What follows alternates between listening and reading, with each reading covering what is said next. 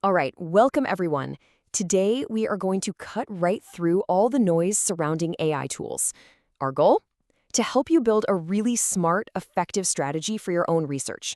We're going to shift your mindset from being just a collector of random tools to becoming an architect of your own productivity. So let's start by just acknowledging the reality of the situation.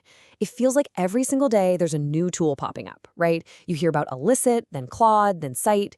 It is so easy to feel completely overwhelmed, like you're drowning in options and always playing catch up. And honestly, that can lead to some serious digital exhaustion. And look, the risk here isn't just about feeling overwhelmed. If you choose the wrong tools or even just too many of them, you're going to hurt your workflow, you're going to waste money, and you're going to burn out. But here's the flip side, the opportunity. The right tools, when you choose them strategically, can be an absolute game changer for your productivity. Okay, so let's build a mental map. Instead of just trying to memorize a long list of new tools, a list that's going to be outdated in 6 months anyway, we're going to understand the core categories that they all fit into. This is how you build lasting judgment. First up, we've got the all-rounders. Think of tools like ChatGPT, Claude, or Gemini as your versatile thinking partner. They're absolutely fantastic for things like drafting text, brainstorming new ideas, or even just getting a quick, simple explanation of a complex concept you've just run into. Next, we have the specialists. These tools are your discovery engines. They are built for one specific purpose, to connect directly to research databases, so they can find, summarize, and help you manage academic papers way more efficiently than a general tool ever could. Now, this next category is where things get really interesting, visually speaking. Think of these as a kind of GPS for research. They create these amazing visual maps that show you how different papers and ideas connect. This helps you spot that foundational work or maybe an emerging trend you would have completely missed otherwise. For those of you who work with code, these tools are your accelerators. They help you write code, they help you debug it, and they help you understand languages like Python and R. What's so crucial here is that they empower researchers who might not be programming experts to still produce really reliable, reproducible code. And in that same vein, you have your data exploration assistants.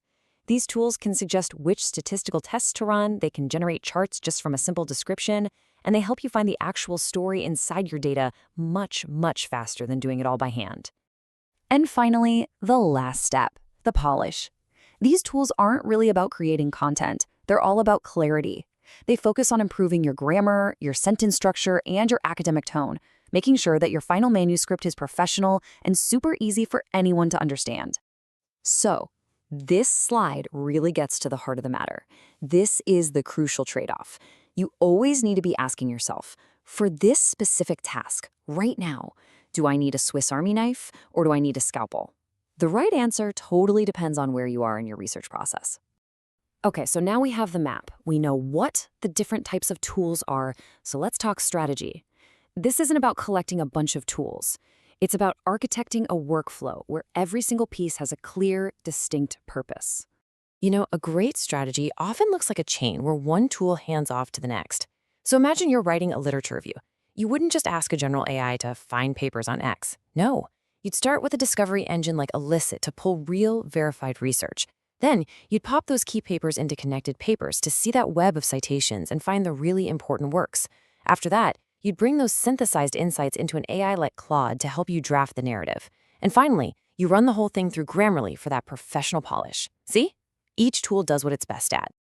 And this is a perfect example of how your constraints have to guide your choices. If you're working with sensitive data, privacy isn't an afterthought. It has to be your starting point. This checklist right here helps you think through those implications before you even think about adopting a new tool. All right, let's switch gears and talk about the common traps that I see professionals fall into all the time. If you know what these are, you can calibrate your own judgment and avoid wasting a ton of time and energy. Oh, this is a classic. We see a tool like ChatGPT trending everywhere on social media, and we just automatically assume it must be the best option for every single thing we need to do. But the reality is, popularity does not mean it's the optimal choice for your specific need. It's like trying to use a hammer to turn a screw just because everyone's talking about hammers. The right approach, always, is to match the tool to the task, not to the trend. I hear this a lot. It's this belief that if you just collect a dozen different subscriptions, your research output is going to magically improve. That's that collector mindset we talked about at the beginning. But the truth is, your energy is a finite resource.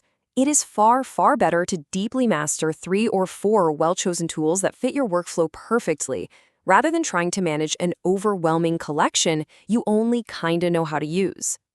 And let's just quickly bust a few other myths. Sometimes a general tool is better because it's more flexible. The free version of a tool is often more than enough, and every new tool you adopt has a real cost in learning and integration time. Being a strategic user means you have to be a skeptical adopter. So, let's move on to the practical part. Let's talk about your action plan, designing your own purposeful, minimal toolkit that actually works for you. Okay, here's what I want you to do. Follow these steps. This is not about grabbing the newest, shiniest object. It's a deliberate process. First, list your actual tasks. Then, be honest with yourself and find your biggest bottleneck. Then, and only then, do you start researching tools that solve that one specific problem.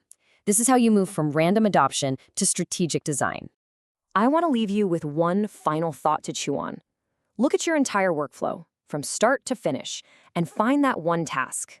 You know the one that's tedious, time-consuming, and totally manual, but doesn't actually require your unique brain power. That right there, that's your starting point. That is the very first problem to solve with your new architected AI toolkit.